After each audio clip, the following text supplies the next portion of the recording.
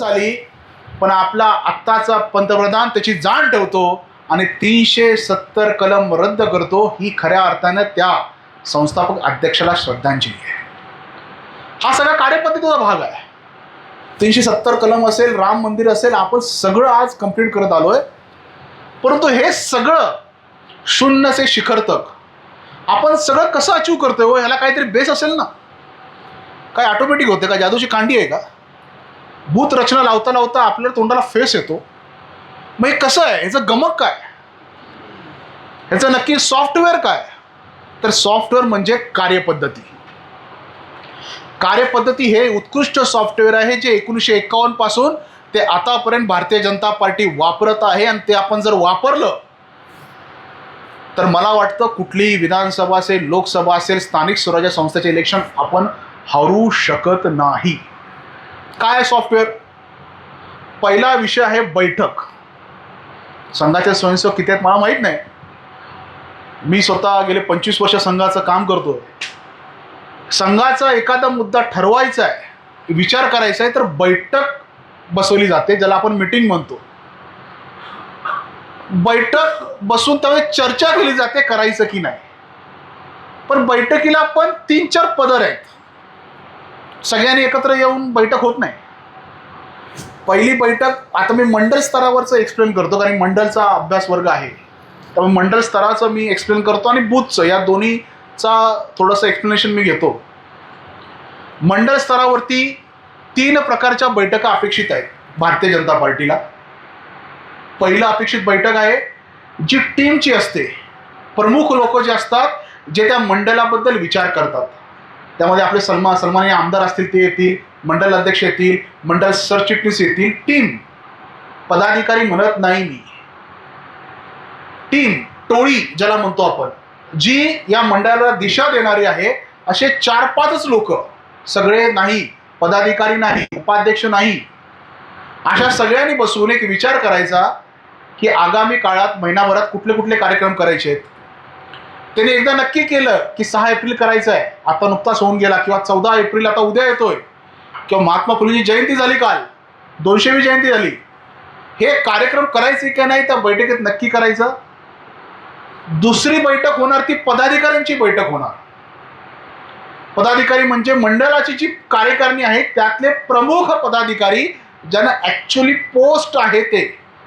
त्यामध्ये उपाध्यक्ष आहेत, सचिव आहेत, ज्याला चिटणीस म्हणतो, सरचिटणीस आहेत, मोर्चाचे अध्यक्ष असतील, त्यामध्ये ते एकत्र येणार. आणि तिसरी बैठक जी कराई मंडळाने अपेक्षित आहे ती कार्य समितीची बैठक. एक तुम्हाला टीमची बैठक सांगितली, दुसरी बैठक तुम्हाला पदाधिकाऱ्यांची बैठक सांगितली, आणि तिसरी कार्य समितीची. या कार्य समितीच्या बैठकीत सगळी कार्यकारिणी मंडळाची प्लस तुमचे जर शक्ती केंद्र प्रमुख असतील, एखादा ॲक्टिव्ह बूथ प्रमुख असेल, त्यांनी ती बैठक करणं अपेक्षित आहे.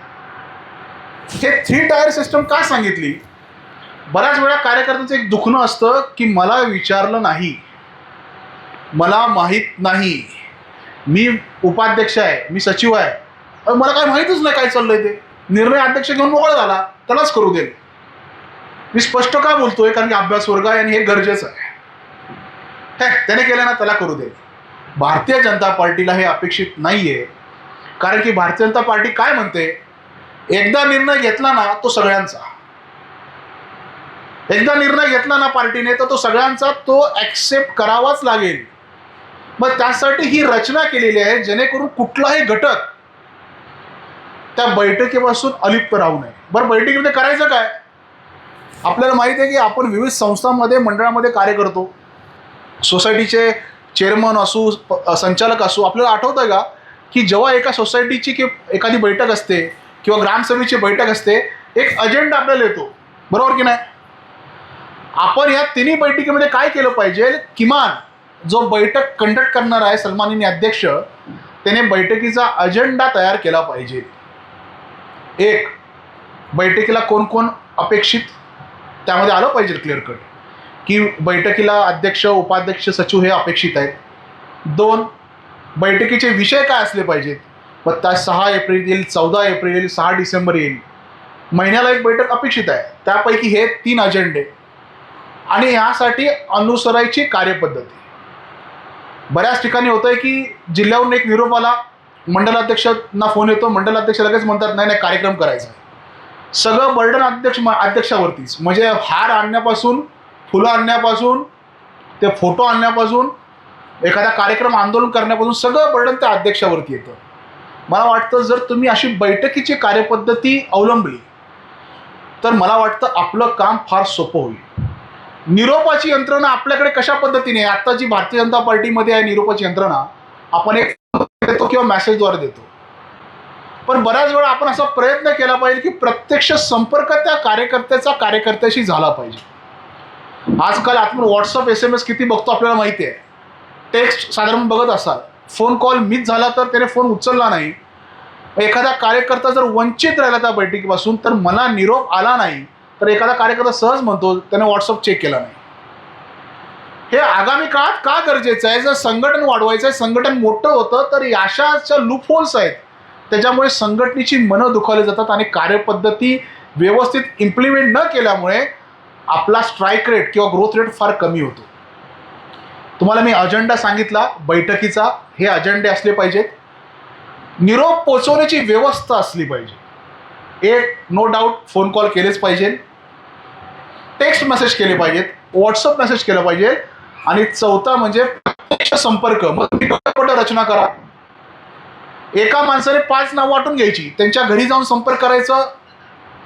कारण काय होतं, त्याला निरोप पोचलाय की नाही, तुला फोन आला होता की नाही, कारण त्याचा फीडबॅक आपल्याकडून घेतला जात नाही. आणि तो फीडबॅक डायरेक्ट आपण बैठक स्थळावरती घेतो आणि म्हणतो अरे तो दिसत नाही, हा दिसत नाही, हा आला नाही, मग लाव फोन.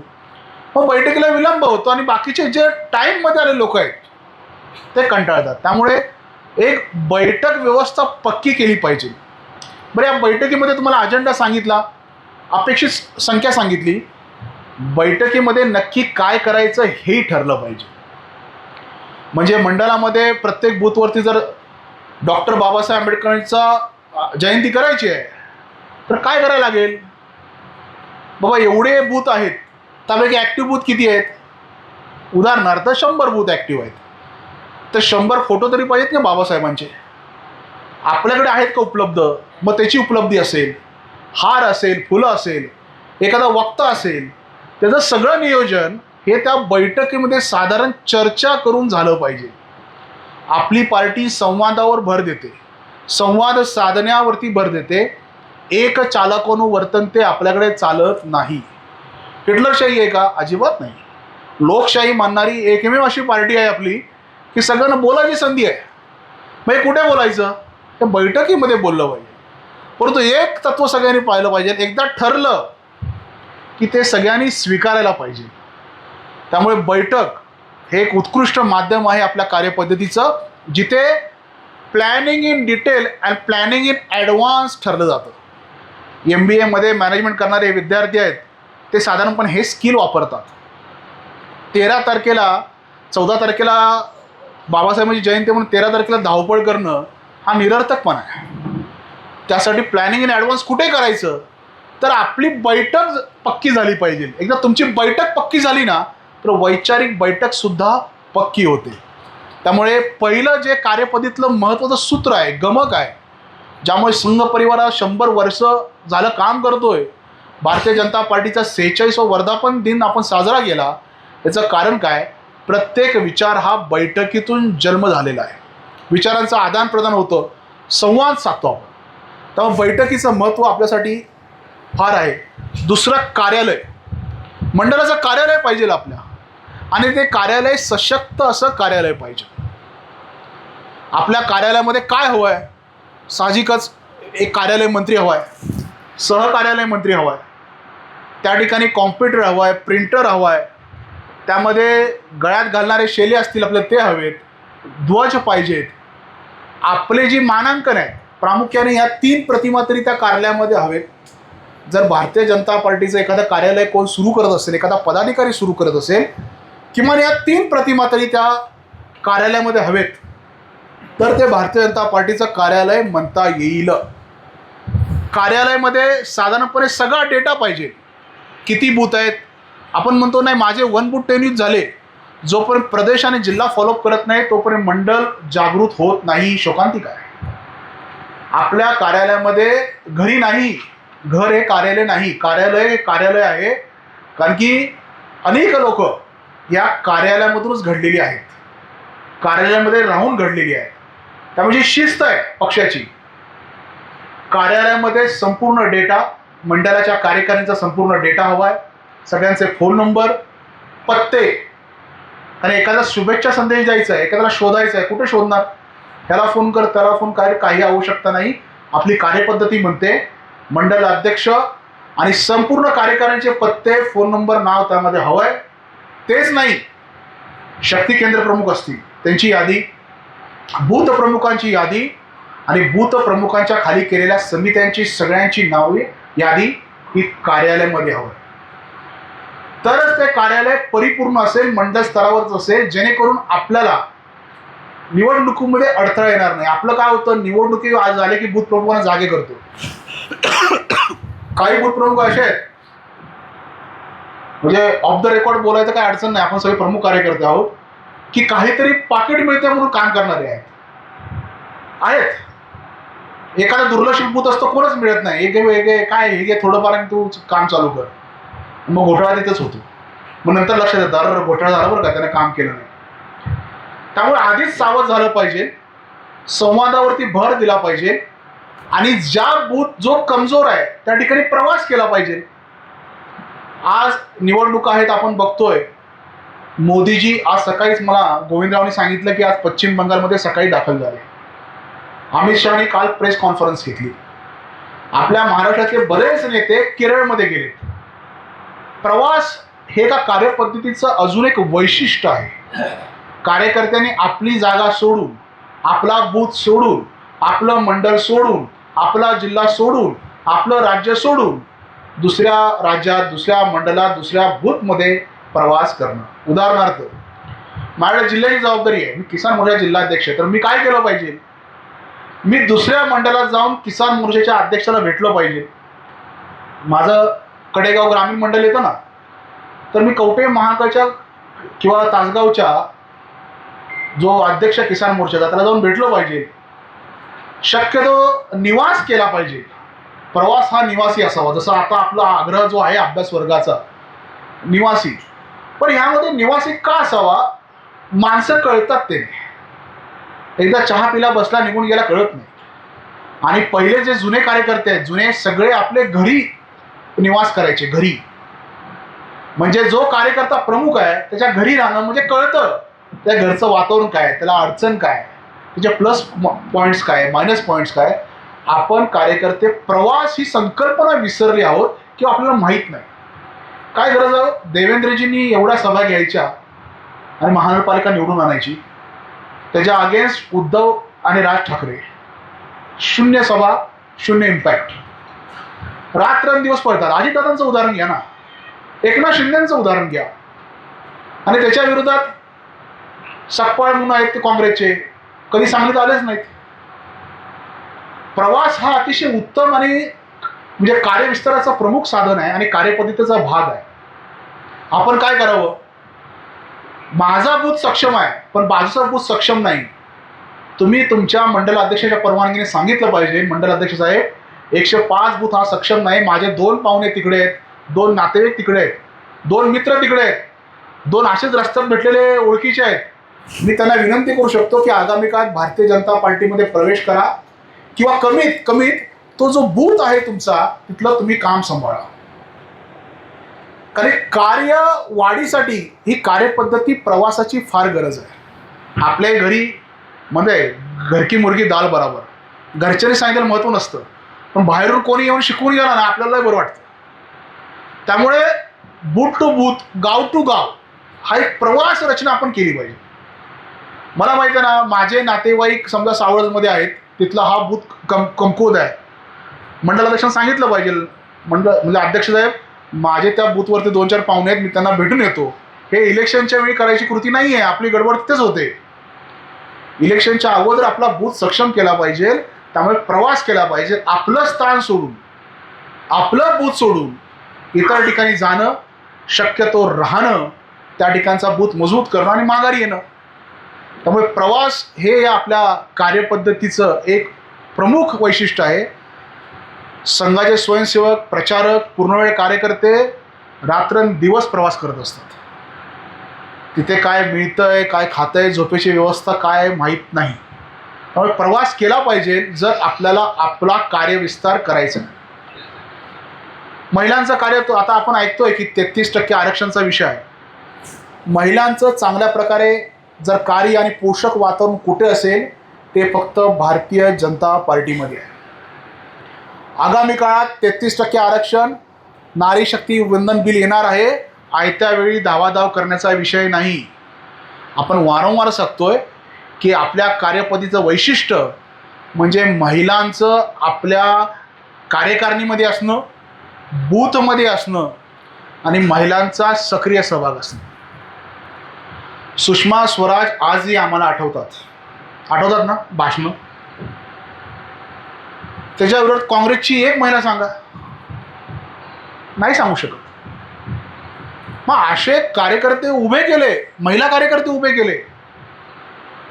आणि हेही आपल्या कार्यपद्धतीचं एक वैशिष्ट्य आहे की एका महिला कार्यकर्त्याने आपण उभं केलं आणि राहुल गांधीचा काटा त्यांनी काढला. स्मृती इराणी काय संबंध होता? पण नाही, महिला कार्यकर्त्याला आपण उभं केलं.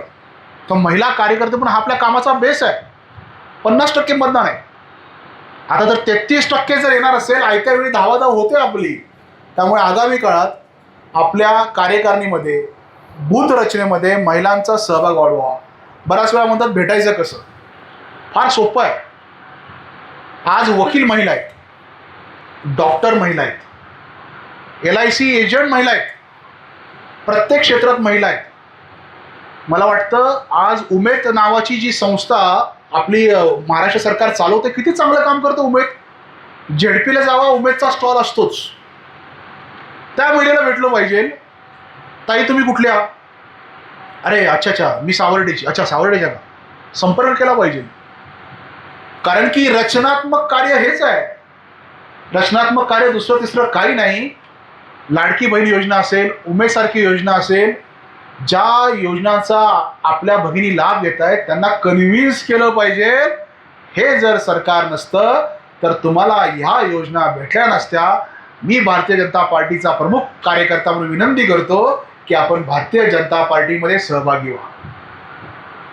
आणि बऱ्याच वेळा काय असतं की आपण निगेटिव्ह इम्पॅक्ट मारतो. नाही ती काय येणार नाही बरं का. होतं आपलं, माझंही होतं जनरली. आपण त्यांना विचारूया का? नाही ते डॉक्टर ना, ते तो काँग्रेसचा विषय, ते वकील नाही ती राष्ट्रवादी बरोबर आहे. मला वाटतं अशी कुठलीही भीडभाड मनी बाळगायची नाही. आपण कार्यकर्ते आहोत, आपण गेलं पाहिजे, ॲप्रोच केला पाहिजे. काय अडचण आहे का? नकार येऊ द्याल ना. 100 नकार आल्यानंतर एक तरी कुठला तरी होकार येईल. उद्या कदाचित आयत्या वेळी तीच ताई म्हणेल की दादा मला तिकीट द्या ना. तुमचा संपर्क आणि संवाद अशा ज्या महिला भगिनी आहेत त्यांच्याबरोबर वाढवणं गरजेचं आहे. अशा कर्तृत्ववान स्त्रींची यादी काढा. कधीतरी महिला 8 एप्रिल त्यांना त्या ठिकाणी बोलवा, त्यांचा सत्कार करा, एखादा वक्ता आणा आणि त्यांचे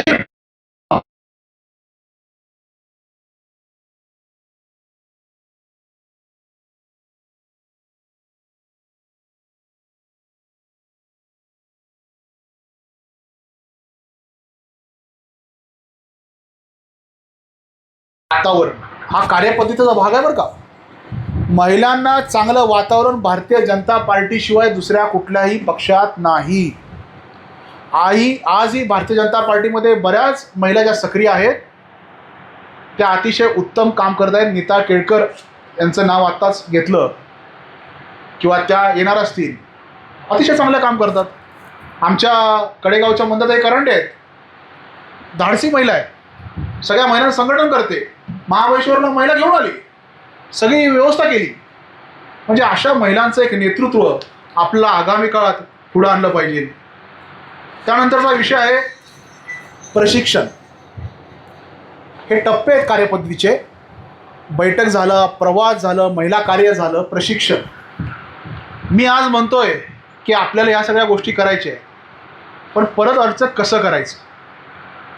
वक्ते बाहेरून बोलवायचे का त्या बूथमधलाच एक चांगला कार्यकर्ता तयार करायचा की जो बोलू शकतो, ॲक्टिव्ह आहे? त्यासाठी प्रशिक्षण शिबिरांची, अशा शिबिरांची आवश्यकता आहे. आणि हे प्रशिक्षण शिबिर काय होतंय? आणि तुम्हाला माहिती आहे मंडलाध्यक्षांविषयी ना किती आग्रह धरला हो.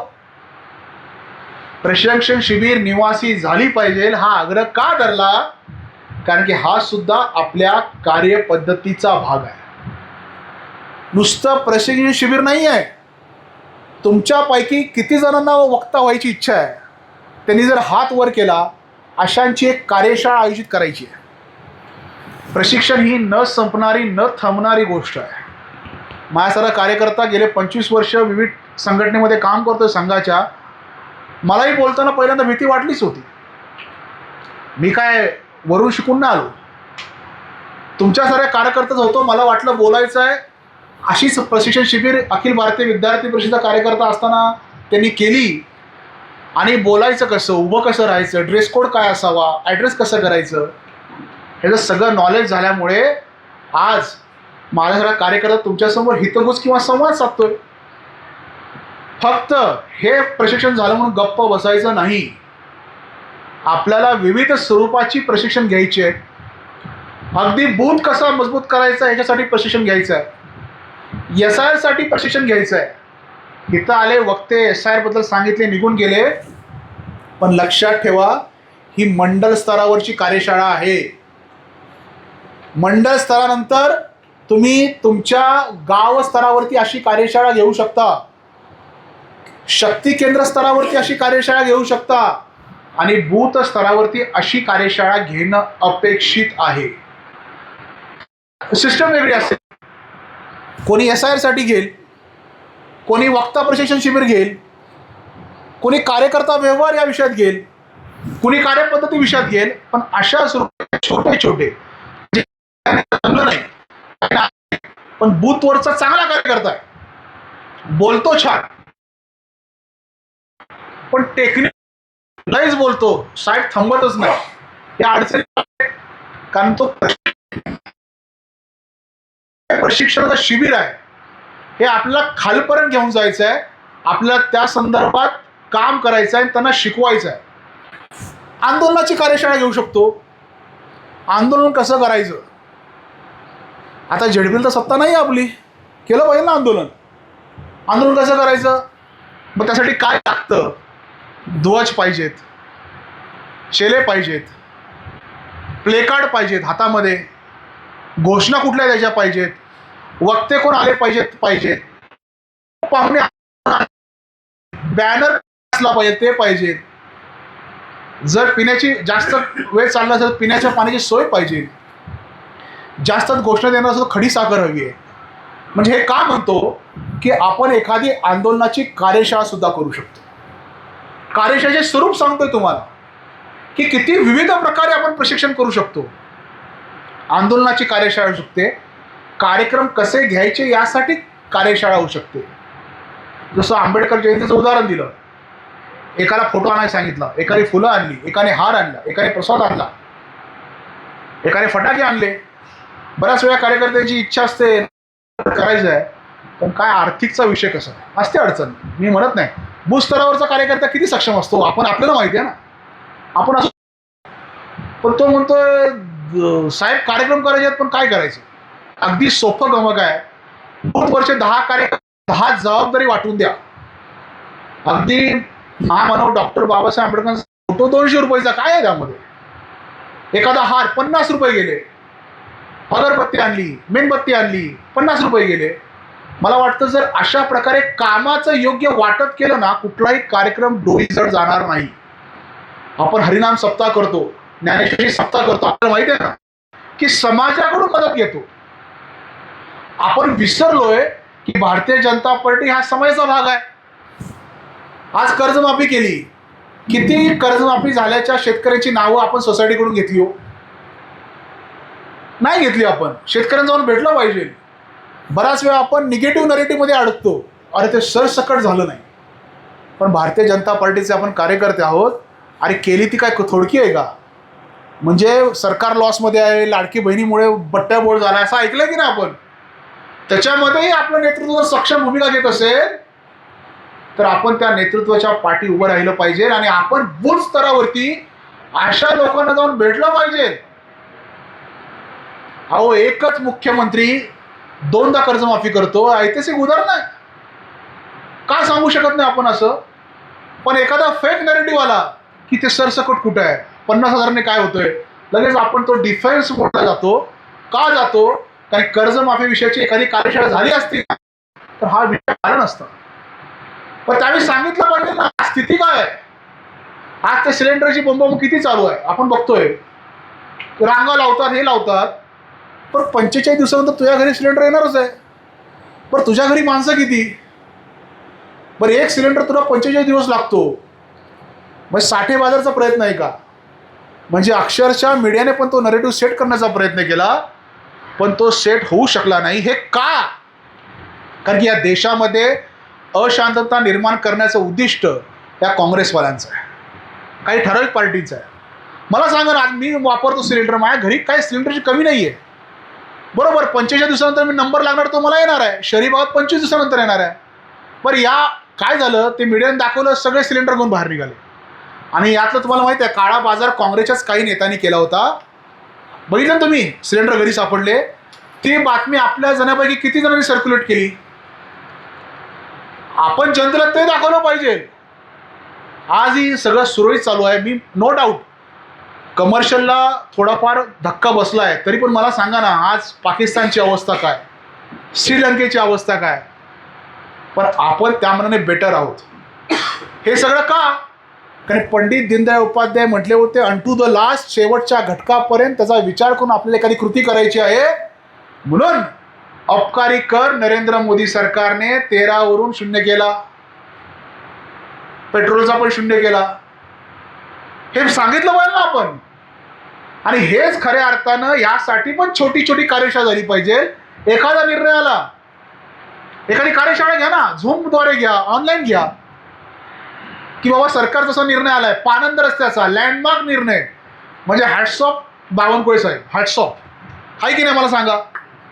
मग आपल्या किती जणांनी तो पोचवला, किती जणांच्या स्टेटसला ते होतं, किती जणांनी 4-5 शेतकऱ्यांना भेटून तुझा रस्ता झाला का, त्याला सत्कार करा जाऊन. हे आमच्या पार्टीने केले, ठणकावून सांगितलं पाहिजे.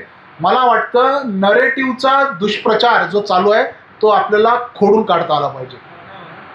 त्यामुळे हे प्रमुख कारण आहे की पार्टीची ध्येय धोरणं, पार्टीचे निर्णय आपण तळागाळापर्यंत पोहोचवले पाहिजेत. पोहोचतायत, लाभ घेत आहेत.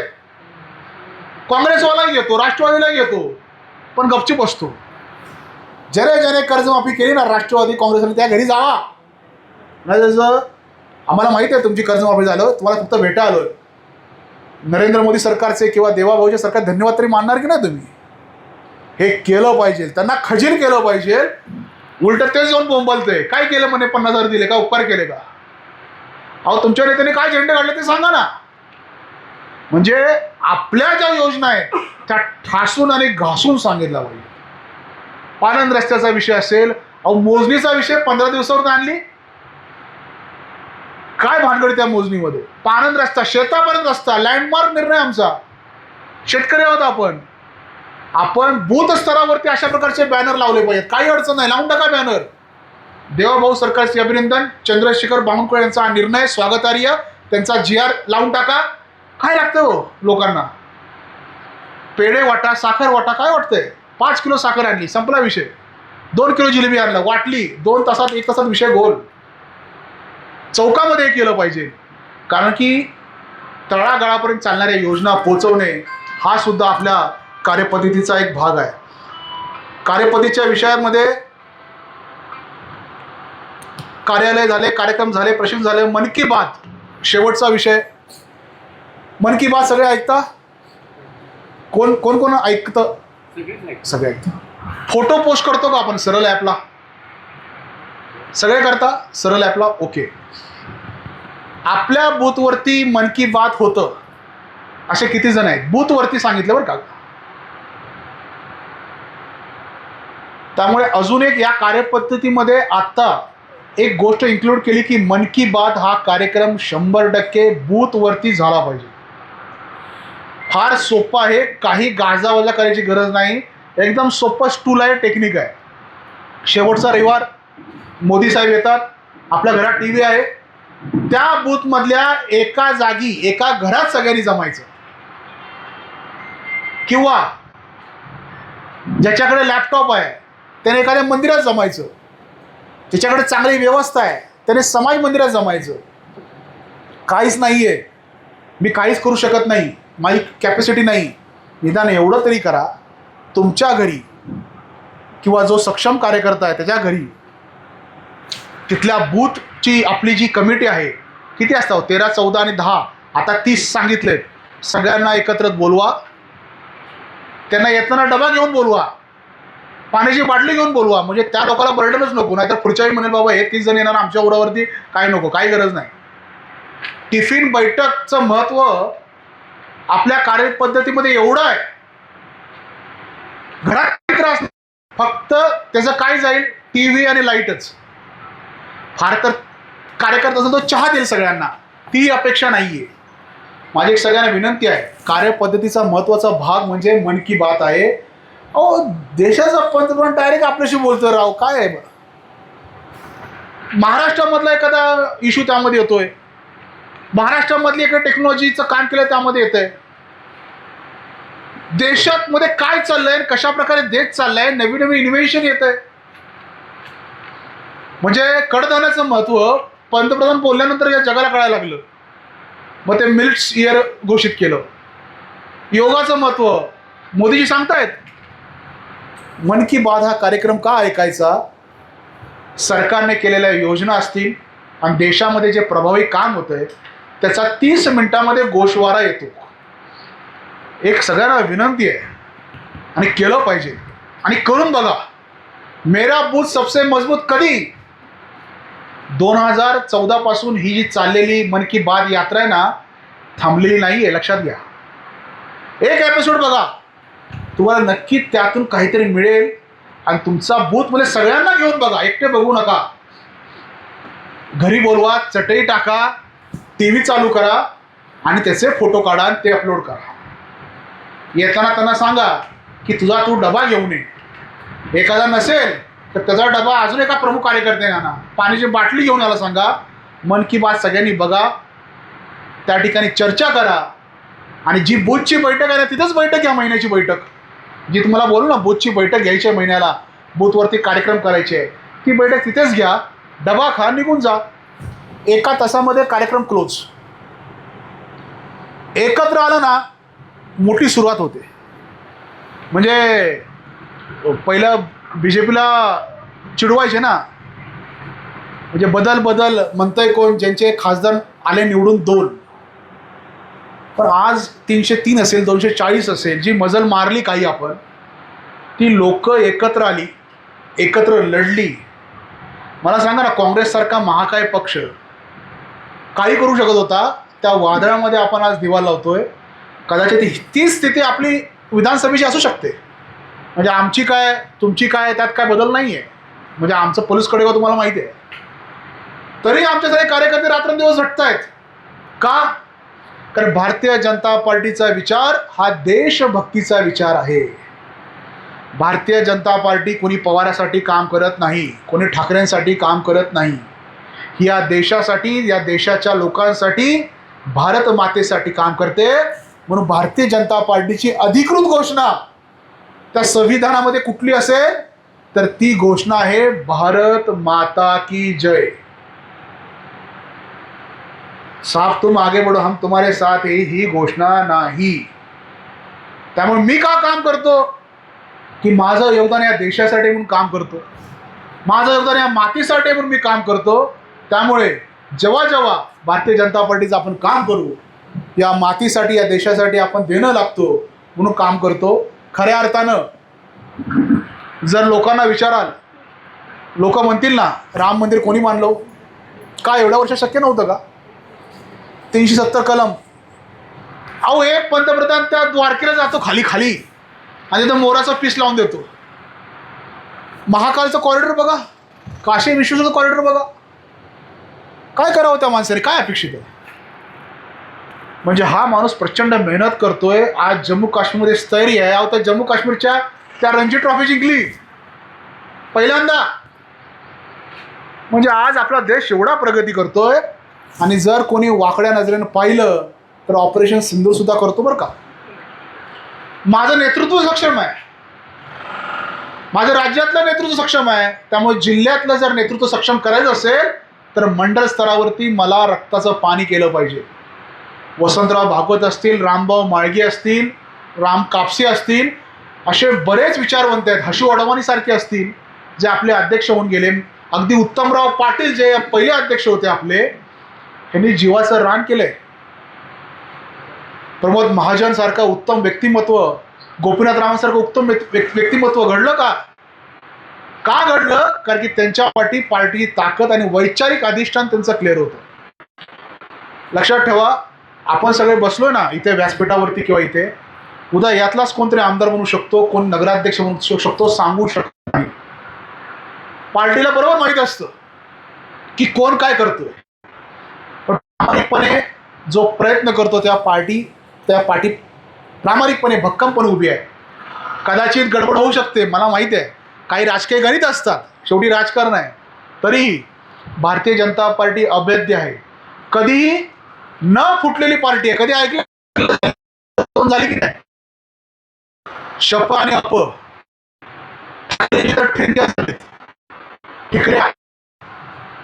झालं गाव का? कारण वैचारिक अधिष्ठान पक्का आहे. देवेंद्र फडणवीसांना विचारलं की तुम्हाला उद्या मुख्यमंत्री पद सोडायला आलं तर तुम्ही काय कराल? तर ते असे नाही म्हणले भारतीय जनता पार्टी डीएफ काढेल देवेंद्र फडणवीस. ते म्हणले मला पार्टी सांगेल तर मी जे काम सांगेल ते करेन, नाही तर घरी गप्प बसेन. नितीनजी गडकरी असतील, अहो माधव भंडारी कार्यकर्ता, माधव भंडारी तुम्हाला माहिती आहे, आयुष्य दिलं पक्षासाठी. म्हणजे ती थट्टा उडवली जाते कधी कधी डिबेटमध्ये, तरी तो पार्टी सोडून गेलेला नाही. का? कारण वैचारिक अधिष्ठान पक्का आहे. संघटन कार्य कोणाचं आहे? रामदास स्वामींनी म्हटलंय, जो करेल तयांचे, पण अधिष्ठान पाहिजे भगवंताचे. या पार्टीचं जर खरं अधिष्ठान असेल तर ती भारत माता आहे आणि या पार्टीला भगवंताचा आशीर्वादाचं आहे. त्यामुळेच राम मंदिर कोणाच्या हस्ते घडलं? तर भारतीय जनता पार्टीच्या पंतप्रधानांच्या हस्ते घडलं. राम जन्मभूमीसाठी संघर्ष कोणी केला असेल तर लालकृष्ण अडवाणी भारतीय जनता पार्टीच्या अध्यक्षांनी केला. हो, सोमनाथ पासून अयोध्यापर्यंत गेले ते. या देशासाठी कोणी संघर्ष केला? जा होगा तिरंगे का अपमान वहा करेंगे तिरंगे का सन्मान करत अगदी तमिळनाडूच्या त्या टोकापासून लाल चौकापर्यंत आपण यात्रा काढली होती आणि आपले माननीय पंतप्रधान त्या यात्रेचे नेतृत्व करत होते. ज्यांनी लाल चौकामध्ये तिरंगा झेंडा फडकवला, गोळी मारू असं आतंकवाद्यांनी सांगितलं. त्याच ठिकाणी जाऊन आपलं नेतृत्व जर तिरंगा झेंडा फडकत असेल, मला सांगतं काय पाहिजे या देशाला आणखी. आणि त्या नेतृत्वावरती आपण विश्वास ठेवला पाहिजे. आज जगमान्य नेतृत्व आहे ते. त्या नेतृत्वाचीच छोटी प्रतिकृती म्हणून आपण आपल्या बूथवरती काम करतोय. आपला बूथचे मोदी आपणच आहोत, देवेंद्रजी आपणच आहोत. लक्षात घ्या. कोणी सांगेल, सूचना करेल, काम करायची गरज नाही, मनातून आलं पाहिजे. त्यामुळे कार्यपद्धतीमध्ये हे फार महत्त्वाचं आहे की स्वयंप्रेरणा, उत्स्फूर्त कार्यकर्ता स्वयंप्रेरणेनं काम केलं पाहिजे. पक्षाने सांगितलं म्हणून केलं पाहिजे असं नाही आहे. तुम्हाला एखादी गोष्ट पटली, मंडलाध्यक्षाच्या कानावरती घाला, मला हे चांगलं वाटतं तुम्ही केलं पाहिजे. जे पक्षासाठी चांगलं आहे ते आपण केलं पाहिजे. आगामी काळात SIR साठी 100 दिवस दिले पाहिजेत.